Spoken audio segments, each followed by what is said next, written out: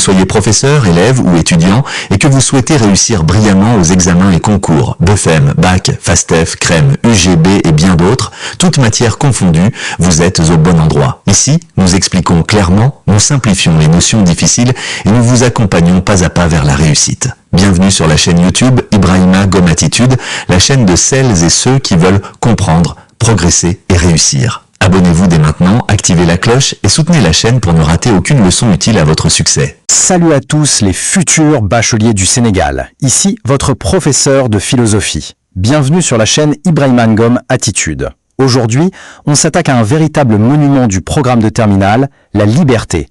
Alors, préparez bien vos cahiers parce que ce cours est vraiment conçu pour vous donner toutes les clés, tout ce qu'il vous faut pour cartonner dans votre dissertation au bac. Allez, on commence tout de suite avec une question. Imaginez un élève de terminale, ici à Dakar, qui doit choisir entre la série S et la série L. Est-ce que son choix est totalement libre, ou bien est-ce qu'il est un peu poussé par, disons, le prestige social, la volonté de ses parents, ou peut-être la peur de l'avenir? Vous voyez, la liberté, ça semble être une évidence, mais dès qu'on creuse un peu, les obstacles apparaissent. Et ça nous mène directement à notre problématique centrale. Alors, voilà le programme que je vous propose pour y voir plus clair. D'abord, on va poser le grand débat. La liberté est-elle une illusion? Ensuite, point essentiel, on va définir ce que c'est qu'être libre. Après ça, on explorera les deux grands camps, la thèse du libre arbitre, puis la contre-attaque du déterminisme avec une analyse décisive de Spinoza. Vous allez voir, c'est puissant. Et on terminera sur le lien crucial entre la liberté et la responsabilité. C'est une feuille de route claire pour vraiment maîtriser le sujet. Bon, on entre maintenant dans le cœur du réacteur philosophique. D'un côté, il y a ce sentiment, cette intuition très forte qu'on a tous d'être libre, d'être aux commandes de notre vie. Et de l'autre côté, il y a cette idée un peu vertigineuse que peut-être tout est déjà écrit, que nos actions sont simplement la conséquence inévitable de causes qui, au fond, nous échappent complètement. Retenez bien cette question, c'est la problématique que le correcteur du bac attend de vous. Chaque argument, chaque exemple que vous utiliserez dans votre dissertation devra servir à éclairer cette tension fondamentale, cette opposition entre notre sentiment de liberté et toutes les forces qui pourraient en réalité nous déterminer. En philosophie, c'est la base. On ne peut pas avancer sans avoir des définitions claires et précises. C'est vraiment le socle de toute bonne argumentation. Avant de se battre pour savoir si on est libre ou pas, la première chose à faire, c'est de se mettre d'accord sur ce que le mot « liberté » signifie vraiment. Alors, dans la vie de tous les jours, la liberté, c'est assez simple, n'est-ce pas? C'est le fait de pouvoir faire ce qu'on veut sans que rien ni personne ne nous en empêche. C'est la liberté de mouvement, l'absence de chaîne. L'image de l'oiseau qui s'envole de sa cage, elle illustre parfaitement cette première idée très intuitive. Mais attention, la philosophie, elle, va beaucoup plus loin. Être libre philosophiquement, ce n'est pas seulement ne pas être empêché d'agir, c'est être la cause première, l'auteur de ses propres actions. C'est cette capacité de dire « c'est moi qui ai décidé », en pleine conscience et en assumant toutes les conséquences.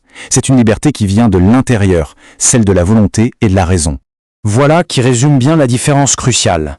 D'un côté, on a la liberté vue comme une simple absence d'obstacles. De l'autre, une vision beaucoup plus exigeante. La liberté comme un pouvoir de la raison. Une véritable maîtrise de soi. C'est toute la différence entre faire ce que je veux et vouloir ce que je fais. Gardez bien cette distinction en tête, elle est essentielle pour une bonne copie. Allez, plongeons dans le premier grand camp de ce débat, celui des défenseurs de la liberté, avec comme champion le grand philosophe René Descartes. Pour lui, le libre arbitre, ce n'est même pas une opinion, c'est une évidence que chacun d'entre nous ressent au plus profond de soi. Qu'est-ce qu'il nous dit ici Descartes? Il nous dit que notre volonté, c'est la chose la plus grande, la plus puissante en nous. Il va même jusqu'à affirmer qu'elle est infinie, aussi vaste, aussi étendue que celle de Dieu dans sa capacité à choisir. C'est ce pouvoir absolu de dire oui ou de dire non, d'affirmer ou de nier qui est vraiment au cœur de son idée du libre arbitre. Décortiquons un peu sa pensée. Pour Descartes, donc, on est cause première de nos actes. Mais, et c'est important, il fait une distinction. Il y a ce qu'il appelle la liberté d'indifférence. Quand on choisit un peu au hasard, sans raison, ça pour lui c'est le plus bas degré de la liberté. Et puis il y a la liberté éclairée. C'est quand notre choix est guidé par la connaissance du vrai et du bien. Autrement dit, pour Descartes, plus on sait, plus on est vraiment libre. Bon, maintenant on change de perspective. On passe de l'autre côté du ring. On va aborder la thèse qui vient carrément dynamiter cette idée de libre arbitre, le déterminisme.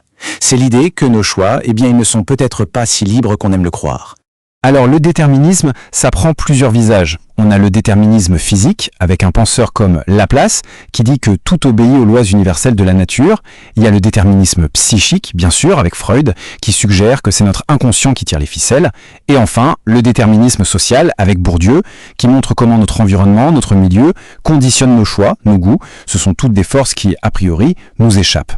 Attention, voilà une nuance absolument capitale. Il ne faut surtout pas confondre le déterminisme et le fatalisme. Le fatalisme, c'est croire au destin, c'est penser que nos actions ne servent à rien. Le déterministe, lui, il ne dit pas ça. Il dit que nos actions ont des conséquences, bien sûr, mais que ces actions elles-mêmes sont le résultat nécessaire d'une longue chaîne de causes et d'effets. Et s'il y a un penseur qui a porté la critique du libre arbitre à son point le plus radical, le plus aigu, c'est bien Baruch Spinoza. Pour lui, le libre arbitre n'est pas seulement limité, non, c'est une pure et simple illusion. Pour qu'on comprenne bien son idée, Spinoza va utiliser une analogie qui est restée célèbre et qui est très très puissante. Suivez bien le raisonnement. Tout commence avec une simple pierre, qu'une main a lancée dans les airs. Maintenant, la deuxième étape de l'expérience de pensée. Imaginons que cette pierre, là, en plein vol, devienne tout à coup consciente. Elle sent qu'elle se déplace, elle sent qu'elle continue son mouvement. Et là, Spinoza nous pose la question, directement. Cette pierre, qui est maintenant consciente de son mouvement, mais qui ignore totalement la main qui l'a lancée au départ, que se dirait-elle à elle-même? Et voilà la chute, la conclusion de l'analogie. Cette pierre, elle penserait qu'elle vole par sa propre volonté. Elle se croirait complètement libre, alors qu'en réalité, elle ne fait que suivre une trajectoire déterminée par des causes extérieures.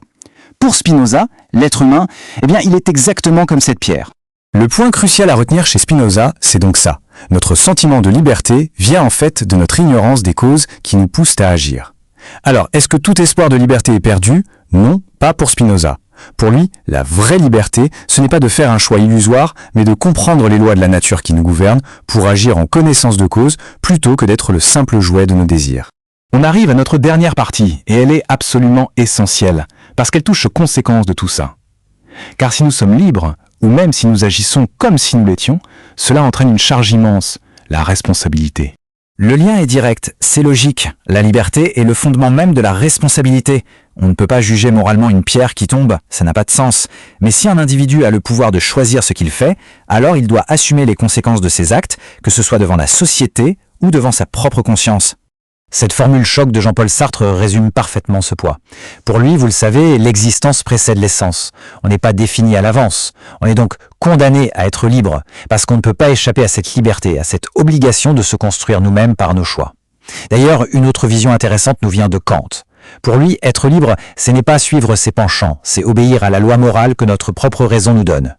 C'est ce qu'il appelle l'autonomie. Et on va terminer sur cette question ouverte, une question parfaite pour une conclusion dissertation. La liberté finalement, est-ce que c'est un état qu'on possède une fois pour toutes, ou est-ce que c'est plutôt une conquête de chaque instant, une libération permanente contre les déterminismes, contre nos passions, contre notre ignorance? Voilà de quoi nourrir votre réflexion. Bon courage pour vos révisions et bon courage pour le bac.